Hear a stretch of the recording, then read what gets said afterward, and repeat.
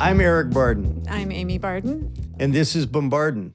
Today we're going to be talking with Dr. Robert Marbut, who is a very, very smart guy, has tons and tons of experience around the issue of homelessness. He knows the ins and outs. He knows the history. He knows where we've been and where we're going. And he's just a fascinatingly insightful person as it comes when it comes to homelessness. I met him for the first time because he was visiting Seattle to study our trends, which have not been good when it comes to unhoused folks.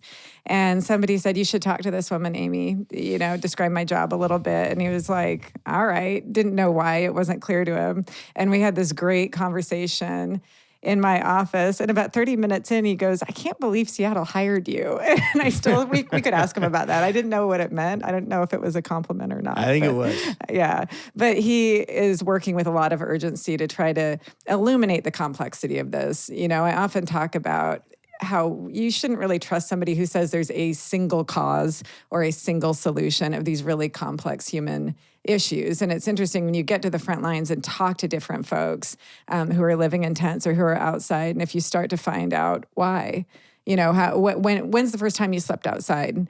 It's so varied. It really is. I think politically we want to have easily understood narratives around problems because the average voter, the person running for office needs to be able to articulate a problem in a simple enough fashion that their relatively simple solution can seem acceptable to the voter. And I can sell that solution. Yeah, I can solve that problem because it's so the problem's so simple, it's easily solved. And Dr. Marbut has such a depth of understanding about the nuance and the various aspects of homelessness that, frankly, the average person and voter would never understand. So this should be a fascinating conversation. Yeah, and I just have to ask, I wasn't in Seattle 2015 to 2022. How did it get so bad? Like, what was the political rhetoric? Well, I think we've just, Seattle, it's no mystery. Seattle, Portland, San Francisco were cutting edge, progressive.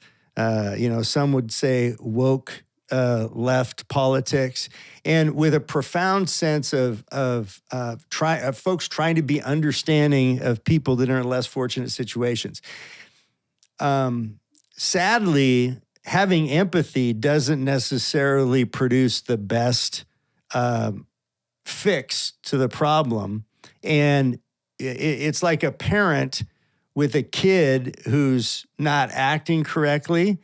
You can just love on the kid and not do anything corrective, and because you care so much for the kid, but the kid might not learn anything from that. And so I think Seattle, as the parent here, became so lenient and so freewheeling with free stuff. I call it the politics of free stuff, without any expectations, without accountability, that we inadvertently grew the problem. We inadvertently made people more addicted to drugs, and we inadvertently made people more addicted to free stuff than we intended to. And it was from a good place. It was from a place of empathy, but we actually created more harm and more suffering by doing it. Yeah, I would argue that it's actually a lack of empathy. That's what I'm always challenging. If this was you, what would you want? Right? Or if this was your kid, that's actual empathy I love applied. your framing when you do that. Because it just challenges people to get into their own mind. If that was my kid, if that was my brother, if that was my sister, if that was my parent, what would I do? Right. And that's what we should be doing for people. That's right. And most people in Seattle right now are personally affected by the things that we're talking about. They are. And so I think that's starting to breed a greater urgency to solve these problems. It's been interesting to be in meetings where someone will come up after me, it'll be a CEO of a bank, somebody with a lot of privilege, and say, I lost my son last year to fentanyl. Oh. That happens almost every day. It's prevalent and sad. It's prevalent and sad. Yeah. So I admire Robert because he's really trying to illuminate for the average person. What are these issues and what can we do about it? How can we do right by people? So he's gotten into filmmaking. He's the executive producer of 2 films, a documentary on fentanyl and then a documentary specifically talking about homelessness that's called Americans with No Address. So we should ask him about that too. Absolutely. And we would be remiss not to mention that you are a star performer in his second movie, Fentanyl Death Incorporated, of which I have a cameo. But you are it's a memorable cameo. You have a profound role. Wow. I look forward to chatting with Dr. Robert Marbut.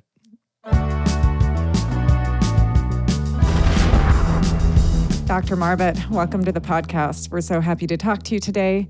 I'm hoping you'll share with us off the top just a brief overview, sort of the macro level overview. How did we get here? I feel like I read yesterday, we think it's 775,000 unhoused folks. Is it roughly that? Is that what we think? So how and why? So I think it's very important to understand the history of homelessness in America. And so pretty much from the founding of the United States through the Civil War, there was a little homelessness here and there, but it was really small. But Civil War and then later World War II sort of created a lot of combat veterans who had everything from disabilities. You had widows, you had orphans for the first time in massive levels in the United States shortly after the Civil War. And the federal government did not have a Department of VA. It had some units inside of Department of Defense, ironically or sadly, around, burial services. But that was it. If you got hurt or you were a widow or an orphan, there really wasn't much. So the Civil War sort of was the first producer of homelessness in America. And that's where the City Gate Network got started with. Initially, it was the Bowery Mission in New York. That was the first. And then quickly that expanded about 45 around the country. The Salvation Army came over from London shortly after the Civil War. And the American Red Cross gets founded at that time. And all three were very faith-oriented, faith-based.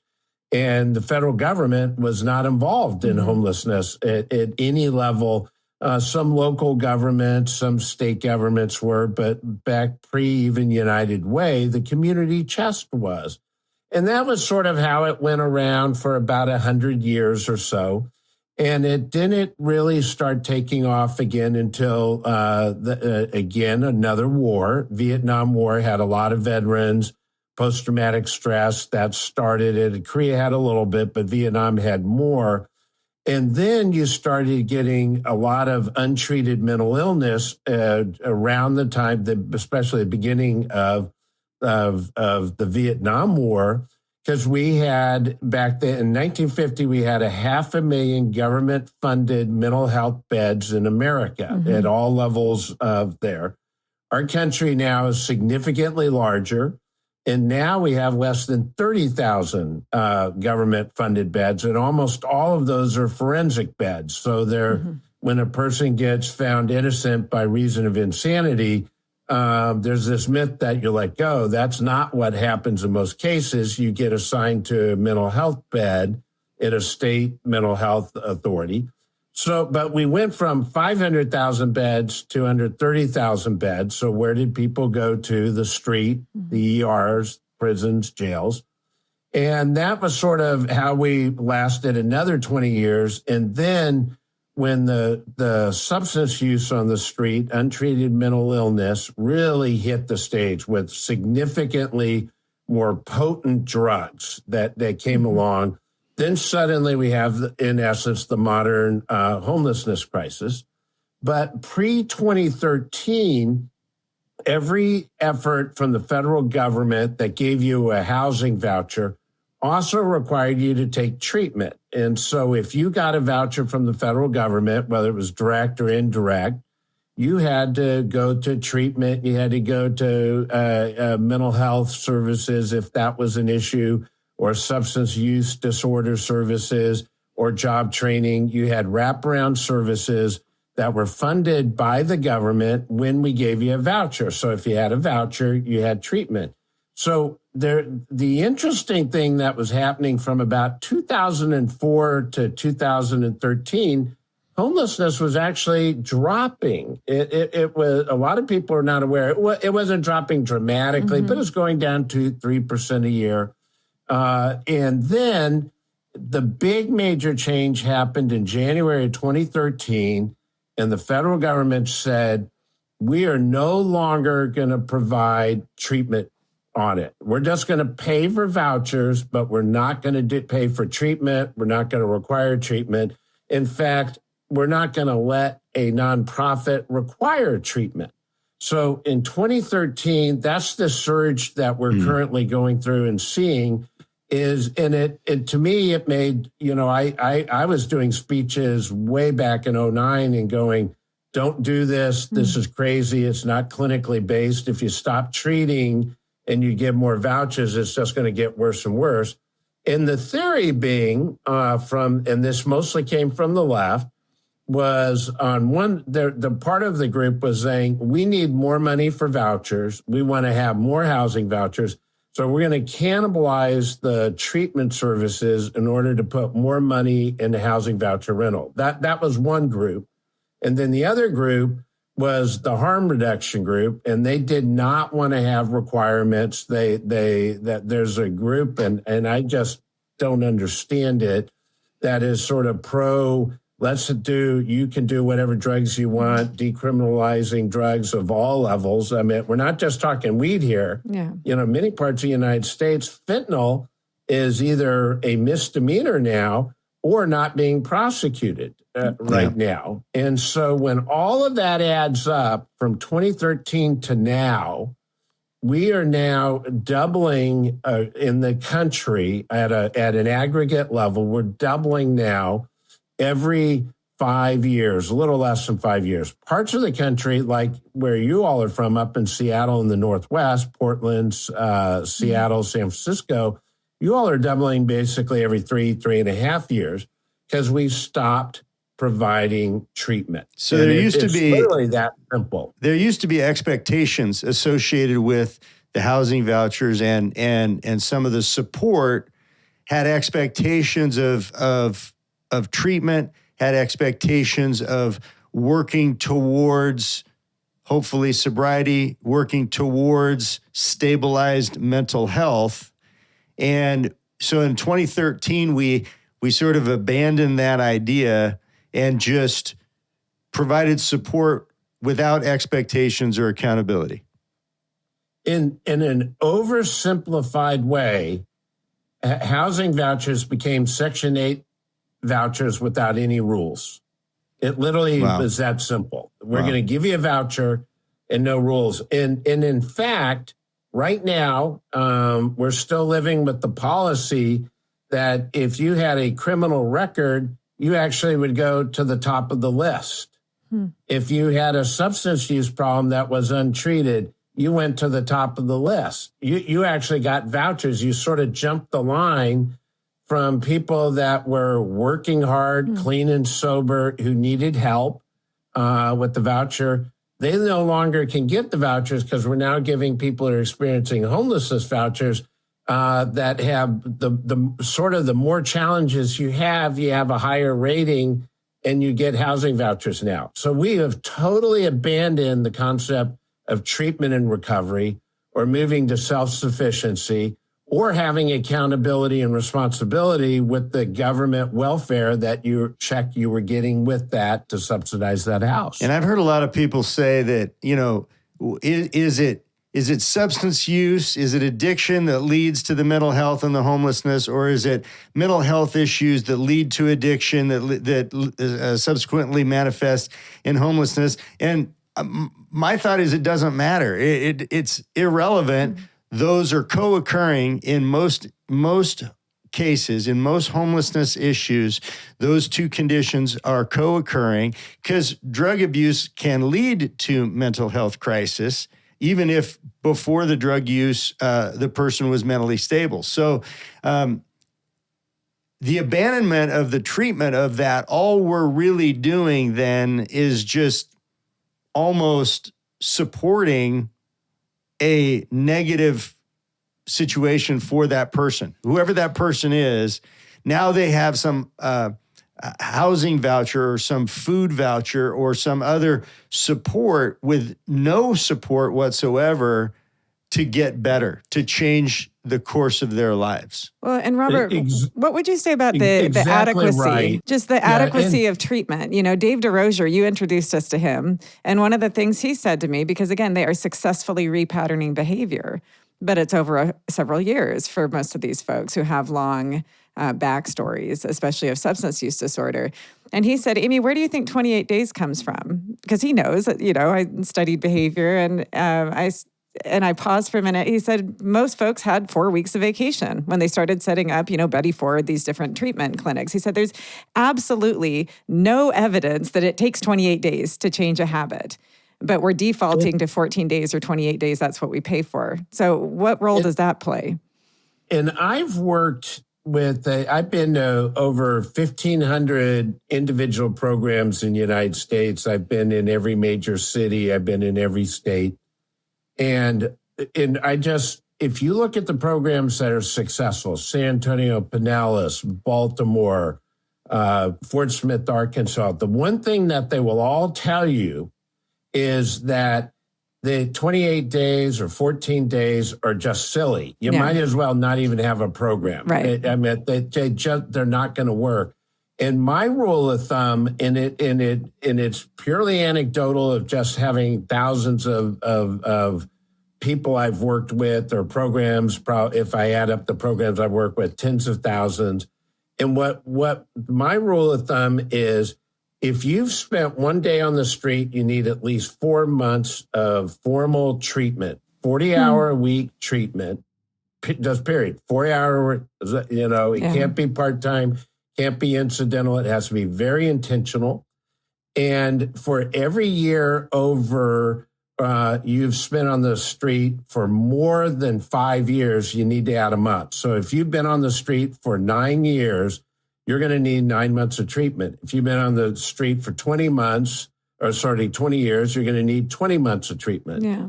And then Baltimore, which has worked at the Baltimore Helping Up mission, which has had working very closely with Johns Hopkins. Johns Hopkins Medical University System actually put a treatment facility inside of a Christian faith mission, which is a really, we could spend really 2 hours just on that. Yeah. But what they have found is you need to have 9 to 12 hours of treatment minimal just for the substance use disorder. Yeah. Right. And so what I've learned from what I've worked with, you need 40 hours a week of intentional programming, just full stop, period. Baltimore now comes in and says, of those 40 hours, you need 9 to 12 at least of substance use. Now, I think it's important to understand some quick demographics so that way, because a lot of people try to make make all homelessness very homogeneous. Mm-hmm. And so the federal government has 10 definitions for homeless, 5 for adults, adult males and females, and 5 for families with children.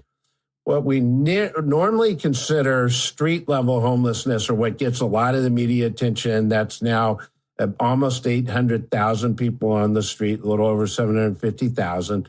That are people that are literally living on the street or in and out of emergency facilities. That group is 800,000. There's another 700,000 that are living in a higher level or still experiencing homeless, but are in a functionality, transitional housing, permanent supportive housing.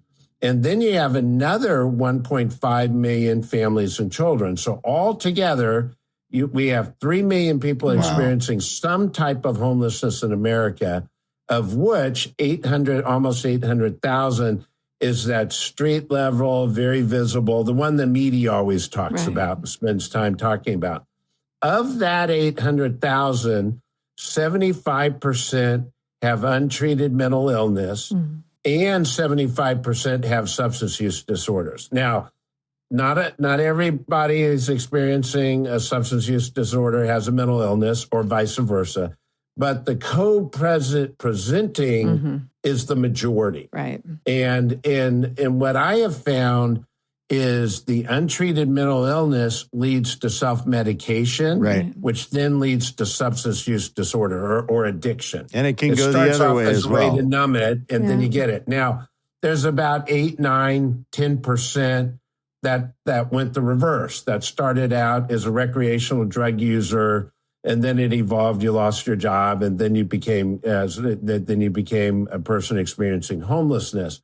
But for the most cases, the untreated mental illness goes to self-medication, then goes to misuse, addiction, and that's there. So if you don't deal with the untreated mental illness and the substance use order at the same time, you're not going to fix the situation. You got to do both.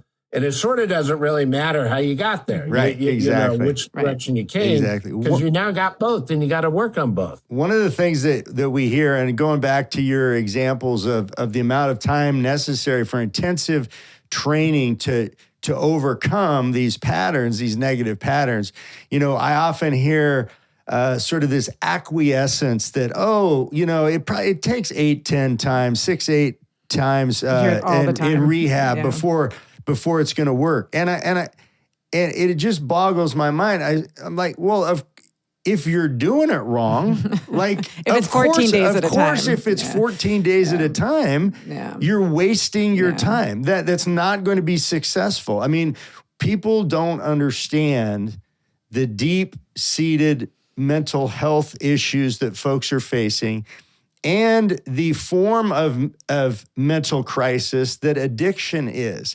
And it's this pull it up by the bootstraps type of thinking that doesn't work for addiction, and it doesn't work for mental illness. And so we have to retrain that brain and help those folks learn to think about things in a different way so that they can then function in society, be self-sustaining. And these 14-day programs that make people feel good that they're helping someone, but you're not really helping the person. And you're creating a false expectation. And so it just frustrates me that we say, we've somehow adopted this mantra that, 10, 12, 15 times in treatment is fine. Well, of course it is. You're not going to give up on people, but at the same time, maybe if your system only works 1 out of 15 times, maybe you ought to think about tweaking the system. Yeah, I kind of feel like civil liberties, autonomy, that's like our new bootstraps. I really do think that. That's what I hear is, we're going to wait until they make a different choice. And when I'm out with folks who are living unhoused, I think about, especially for the women, the compounding trauma that they're enduring, even that hypervigilance, what that does to the brain. I asked so many questions early on. I was like, why are people mixing fentanyl, then meth, then fentanyl, then meth? And one woman said, I don't want to fall asleep. I don't want to get raped. I don't want my stuff stolen. And I've heard that multiple times. And I've also learned, at least in our area, that if you are a female and you are sleeping outside, you are being assaulted. There was one cop that said, it doesn't matter if you're 12, you could be 90. It does not matter. Most of the women I meet on the street who have the genre on the street is a street husband, and you'll bring them in and you start working through therapy, and you sort of and often it's not an appropriate match or not a healthy relationship, and you sort of say, why are you with knucklehead?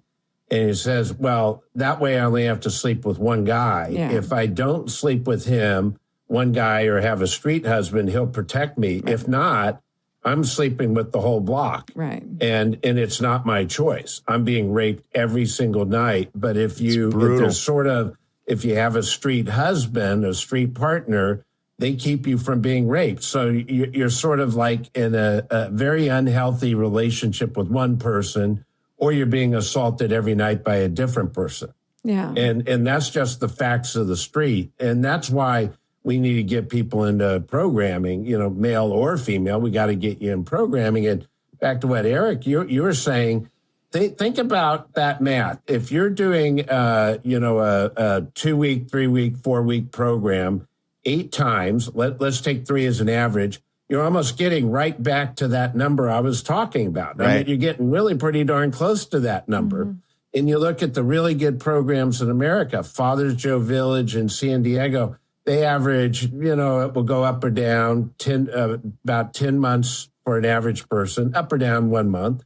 San Antonio is about 9 months. Alvin Chapman is a little shorter than that. Other programs are longer. Baltimore is 1 year. Tosa Academy, which you all have been to, that's up to 2 years of programming. So why keep doing these little quick Band-Aids that we know don't work? Yeah. Why not put a person in a program and put them in and work the whole system all the way through? That's why the success rates are so good on these programs. And if you and everybody says, well, those are so expensive, we can't afford it. We're already wasting money on our response now. Yeah. So why not be thoughtful?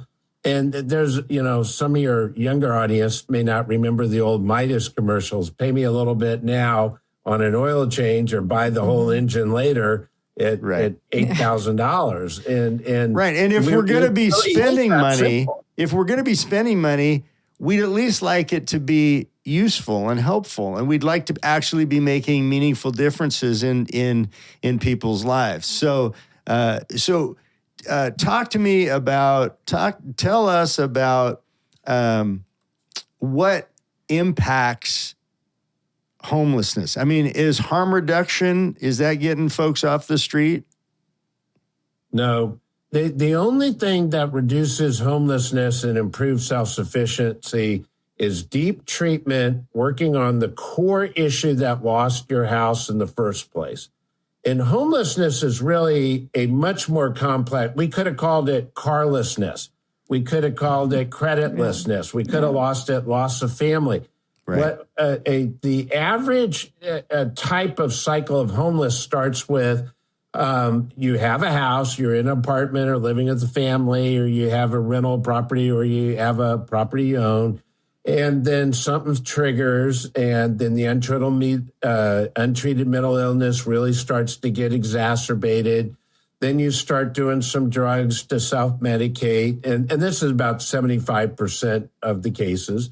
And you start self-medicating, and then suddenly you miss a work shift, or you come in late, or you come in high, you come in drunk, or you don't come in at all, or you miss 2 or 3 days, and then you lose that work. Then you go to another work, and then real quickly you're not making money, and you max out your credit cards, you run through your cash supply, you sell everything you can. Sometimes that's selling yourself, sometimes it's selling your ID, and you lose all that. Then eventually you lose your housing, and then you move into your car. And most places, people, the car is what they lose next. And so you live out of your car, can't make the registration, the car gets impounded, then you lose that. Then you go to the couch surfing and you work through all your family and friends. And then you get to the street. And by then you've lost your family, your friends, your credit rating, your credit cards are maxed out. You've lost your housing, you've lost your car. You've probably gone through a full-time job to 3 or 4 part-time jobs. You've lost that. Now you're on the street. Yeah. And so the idea that you're going to fix all of that in 14 days or 21 days or 28 days is just silly. Yeah. Somebody taught me that recently, that it's really exhausting the connections, that you've exhausted your relationships. And that was very resonant with me, because I thought, if some of these things happen to one of my kids, they've got me, right? And actually kind of a broad extended family. But I do often hear stories from folks where it's like, I had to get a protective order against my son. I still have kids in the home he started using. And so again, it's one by one alienating the people who normally would have helped you.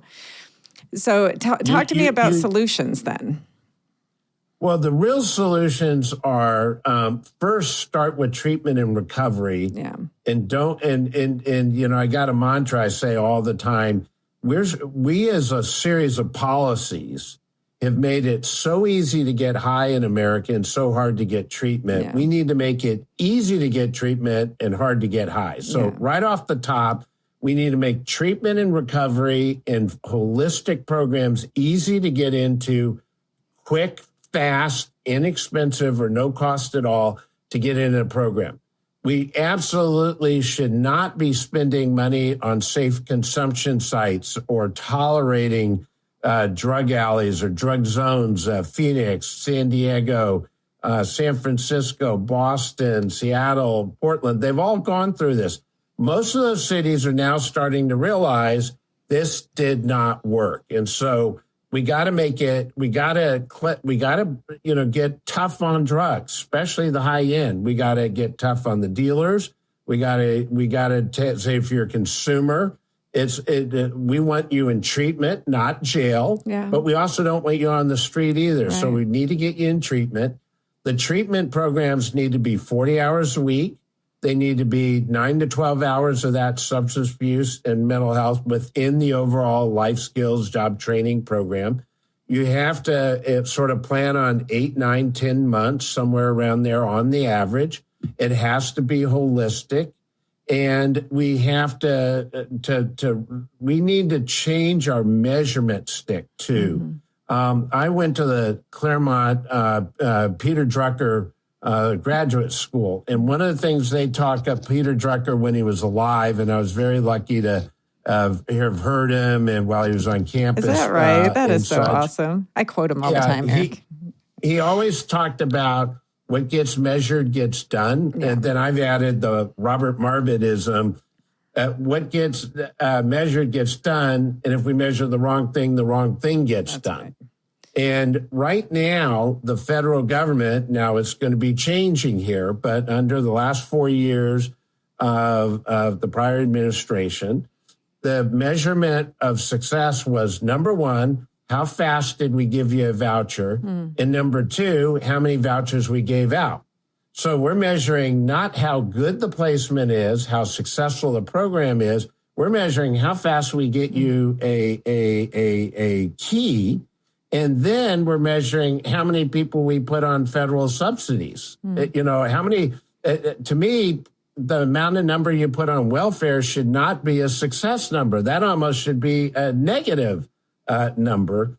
And instead, we need to move to how many people become self-sufficient, how many people are so successful they can get market rate apartment on their own or housing on their own. How many people get a job and sustain a full-time job?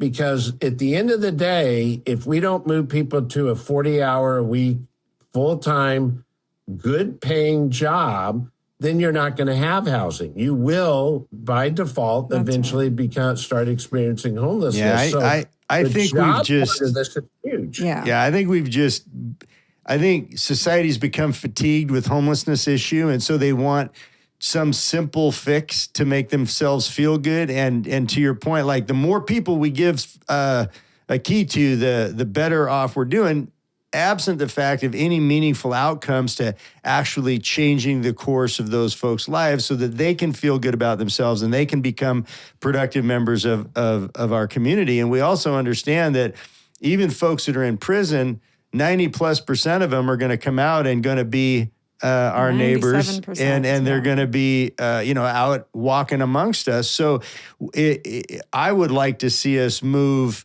these treatment programs and this intensive therapeutic programs into our carceral system. I mean, not that they're not there, but enhance that even at the front end of the local jails as well, and start using the carceral system and the arm of the law to help provide courses for these folks to change their lives. And to your point, spend our time and money and effort on things that actually work, as opposed to just recycling, wash, rinse, repeat over and over and over again. What do you think about rapid rehousing? These prevention strategies. When I was working with kids in foster care, you learn there are signals, right? That somebody is at risk, that you've got families at risk of homelessness, you've got truancies and people fall behind on rent and things like that, but we're not intervening until, it's catastrophically too late often. There's profound impact, especially to kids growing up in that environment. So what do you know about that?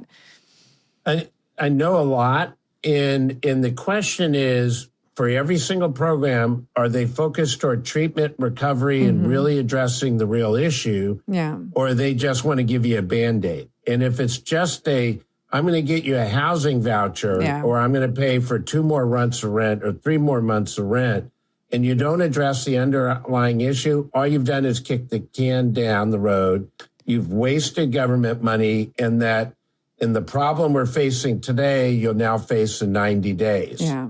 And so if it is a program that's all about Band-Aids, all you're doing is postponing the inevitable. Yeah. If you're in a program that's really focused on how do we get you out of this at risk? Yeah. How do we deal with it? And families are different than adult males, single males. Adult single males and females, 75% of that is substance abuse and untreated mental illness.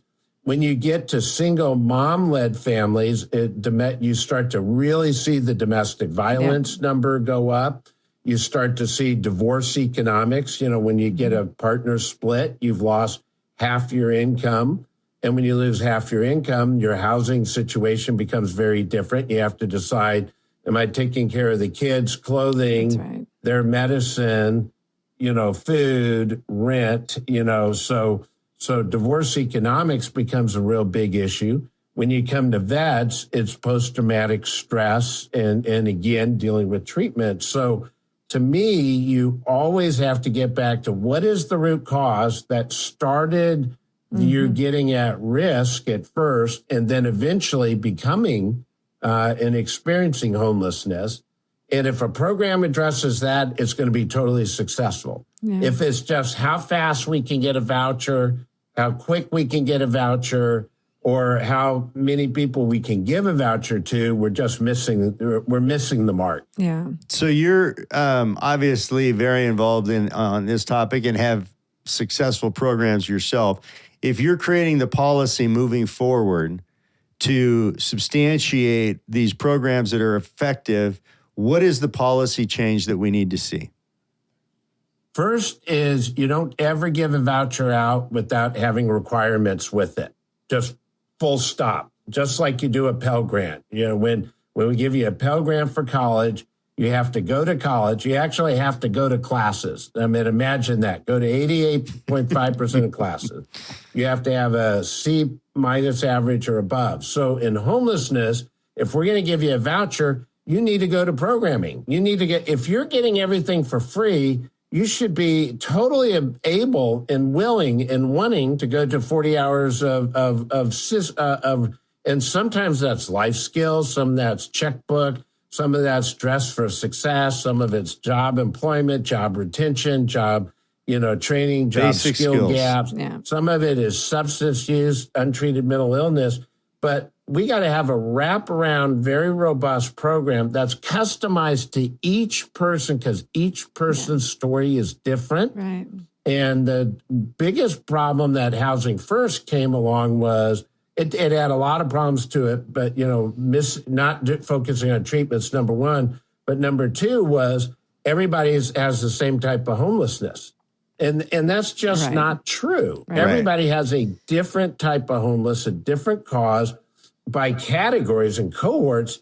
And then within those, everybody has an individualized story. So if you don't start with trauma-informed care and build up a customized treatment program for each individual based off the cohort they're in, it's not going to work. Yeah, I remember the first time I was asked about Housing First, I said, the premise behind this is you got to get someone indoors before you can help them. And indoors should look like different things for different people.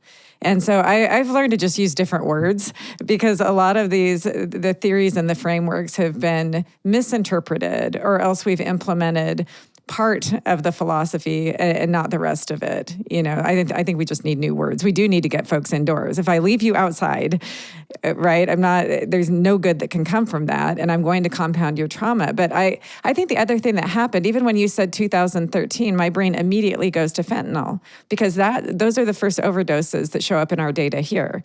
And you see this crazy escalation of those overdoses between 2013, I think it was 3 overdose deaths or something like that, to 2023, 1,384. And most did involve fentanyl and meth. And so we talk about harm reduction too, and I think that is part of the challenge, that what was working as far as stepping you in a directional way off of this drug with different recreational drugs, you cannot apply that same thinking to what is lethal, where you have no runway. Somebody said, Amy, for me, rock bottom, it was going to be death. Right. And I think with alcoholism, I've heard stories from other folks who said, no, I did hit rock bottom and then I knew I needed help and sort of self-determined into that path. Well, in the time frame of our treatment decision and the time to get treatment has shrunk so much with fentanyl, with meth. You could be on meth 5, 6, 7 years until it gets to a fatal place. You could be on alcohol 10, 15, 20, 30 years before it gets to a fatal place. Right now, fentanyl, I've only met a handful of people around America who've been using fentanyl more than a year. Most have died by 9 months. With Narcan, it's starting, the average is starting to get beyond 12 months. But again, they die in 12, 13, 14 months. So we don't have the time and luxury anymore to sit around and go, well, Eric, when do you want to get treatment? When you're ready, we're ready. And until then, we're going to give you a bunch of free stuff and give you free housing and free this. And the other myth about being under a roof, I'm totally all in if everybody needs to come indoor. But congregate housing, when you have addiction, has a huge benefit that somebody's observing you and providing accountability. What we have found with the doubling of the death rate of homelessness on the West Coast over the last 30 months or so has occurred, namely because people go into housing addicted and they go into isolated housing, their own apartment, and they die because they overdosed and nobody was there to manage. There was no accountability. There had been no pre-treatment. Do you want a person to eventually get to their own place? Absolutely. Yeah. But you don't do it until a person is ready and has a sustainable lifestyle to make that successful. Exactly. When that addict uses in isolation and they overdose, because you never know when that overdose is going to happen. There's nobody to see that, and there's nobody then to administer the Narcan, and that person just dies in their isolation. And it's something that it's a program designed by well-meaning people, but it's resulting in people dying. What do you say? But this extreme sort of ideology, for lack of a better word, and I don't want to out this person because they're a friend of mine. I've known them for years. But it's somebody, most people would have either heard of in the news or been in newspaper, regularly quoted and such. And this gentleman, I said, have you seen the new JAMA, the medical journal, not a right wing at all, sort of left to middle. And they had studied the worst city in the worst state, San Francisco, for the first year after COVID. And I had gotten in a fight with a lot of doctors at that time. And I said, people are not dying because of COVID. They're dying because of overdose for beds that were paid for with COVID money. And they didn't believe me. So they went and did a study, and they start from March 13th when the national order was declared. They do San Francisco 1 year. And I'm going to way oversimplify. It's a great report, worthwhile reading, a lot of golden nuggets all over it. But the gist of it was about 83% died of drug overdose. 17%, I think almost 17% had died connected to being on drugs, but getting hit by a car or falling off or an accident injury because they were high. And 0 cases were found because of COVID. Wow. I mean, it was just, and so the point of putting somebody in that one single isolated room until you're ready is, to your point, that there's nobody there to watch, nobody observe. But more importantly, it also means you're skipping the treatment and cycle. Now, exactly. I hope neither of you go have a heart attack here, but if you had a heart attack, the housing first equivalent of dealing with a cardiac arrest or a myocardial infarction is, let's drive you to the reception room and put you in the reception room and never see a doctor, never go up and get blood work, never get an EKG, but you're in a reception room. You got a roof over your head. There's a bathroom in the corner. There's a candy machine over there, and you get no treatment, but you're in the hospital.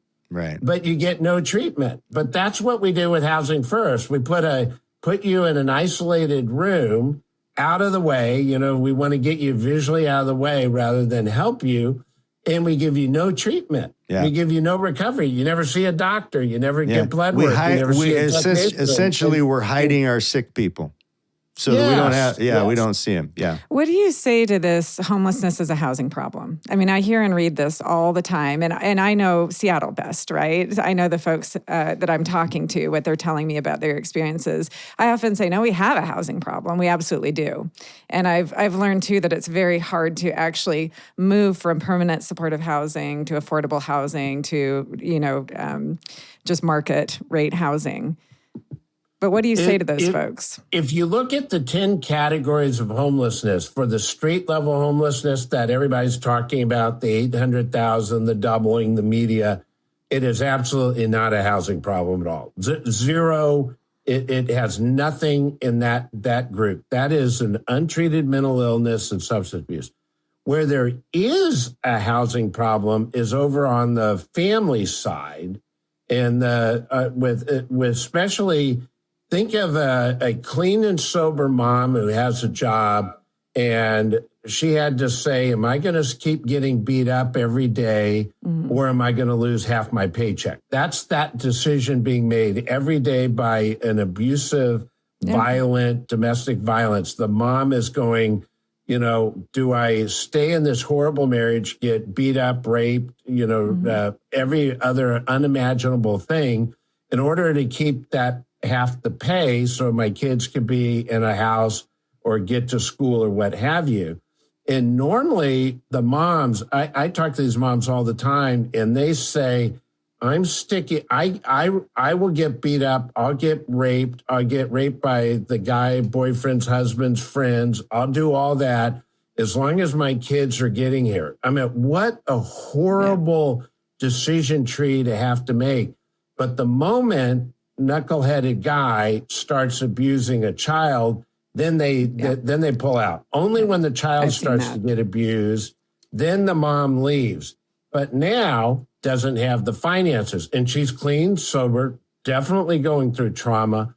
In that case, that person needs safety, security, stable housing, and most importantly, the kids need to stay in that classroom. It's disruptive to move the kids around. You want to keep the kid not just in the same school district, not just the same school, but no change. They need stability more than anything. They need to be in Mrs. Smith or Mr. Lopez's class every day like they were before. In that case, finances of housing is really important. And so again, we have to address there are 10 different cohorts of homelessness in America. They're not the same. They can't be treated the same.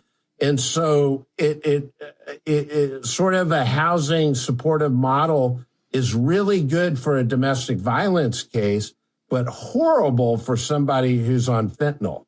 It's a death sentence, actually, if it's on fentanyl. So we got to be we got to be smarter about my treatment. Again, go back to a medical. If we send you to the ER and you're having a heart attack or viral pneumonia or bacterial pneumonia or heart, a stroke, we don't just say, well, here's an antibiotic and I hope it works for everybody, because it won't work for the stroke. It won't work for the heart attack. It won't work for the viral pneumonia, but it'll work for the bacterial pneumonia.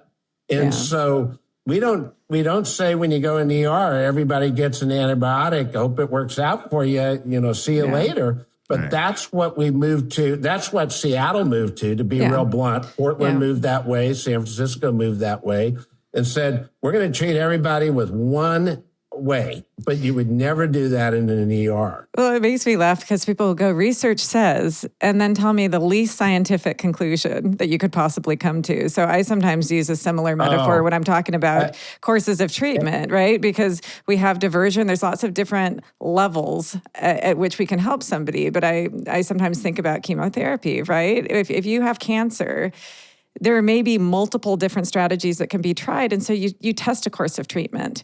Is the person getting better? I keep saying, if we're getting it right, the person is better off in 6 months. whatever that means for that individual person. But if they are not, you should try a different course of treatment. And you can, that's exactly right. And you can aggregate that up into the system. Seattle is doubling every 3.8 years of street level homeless. If it was working, your numbers would be going down. Right. Your numbers are going up. So what was it? Aristotle, the definition of insanity is repeating the same way, hoping for a different outcome. Wait, is that not Peter Drucker? What are you talking about? Yeah. And so this idea that if Housing First in Seattle was working, you should be the lowest homelessness in America. Instead, you have the highest per capita of homelessness in Seattle than anywhere else in America now. And you're now doubling every 3.8 years. All right. Well, Say that's something cheerful. Yeah, that's positive. So Dr. Marbut, what do you want people, the main thing, I mean, and we've touched on a number of main things, but if you can summarize or encapsulate, what do you think the most important thing people need to understand about homelessness is? Homelessness, substance use, fentanyl. If you don't start with treatment, it's not going to work. Everything else you're going to do is not going to work. So you got to start with treatment. You got to be patient. You have to invest time into everybody. It needs to be customized. It needs to be trauma informed. And we need to properly invest the money into that. And everybody should be an investment project because we're already spending more money wasted now that's not working.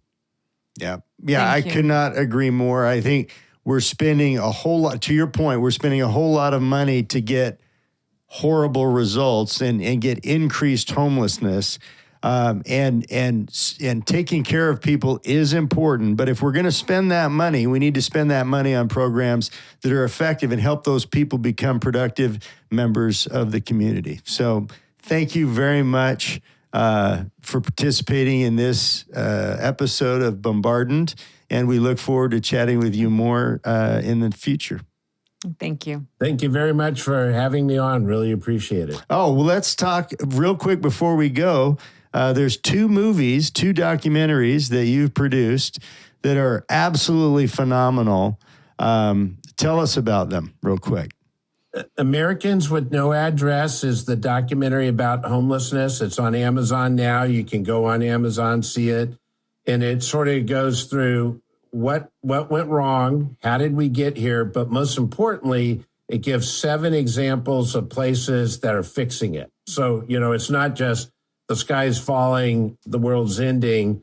It's here's Solutions. How you fix it. Yep. And so that's Americans with No Address on Amazon. And then Fentanyl Death Incorporated, which, we were fortunate to interview both you in, will be out in the very near future and multiple streaming platforms. And that talks really in a laser focus about the fentanyl crisis. Again, how did we get here? What went wrong? What do we need to do to fix this?